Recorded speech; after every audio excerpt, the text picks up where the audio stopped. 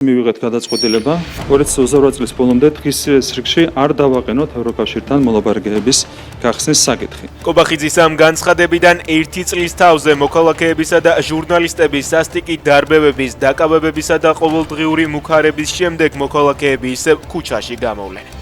მსვლელობა 19 საათზე თბილისის სახელმწიფო უნივერსიტეტის პირველი კორპუსის ეზოდან დაიწყება და პარლამენტთან მივა.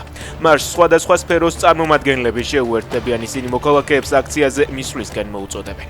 პარალელურად კი ოცნების წევრების საერთო პროპაგანდით მთელი დღე ამტკიცებენ, რომ მოლაპარაკებების შეჩერებაზე შარშან კობახიძეს არაფერი უთქვამს და ბრალს ისევ პარტნიორებს დებენ.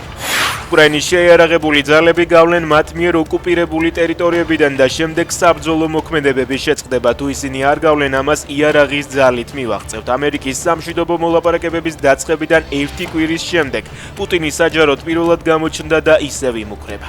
რუსეთი ზელენსკის ხელისუფლების ლეგიტიმაციას არ აღიარებს და ამბობს, რომ სამშვიდობო დოკუმენტზე ხელმოწერა ამჟამინდელი ადმინისტრაციის პირობებში უაზრობაა.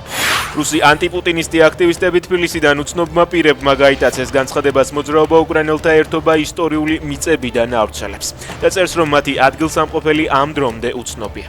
ერთ-ერთი გატაცებული ნავალნის შტაბის კოორდინატორი იყო, შარშან კრემლმა ის ტერორისტებისა და ექსტრემისტების რეესტრში შეიყვანა.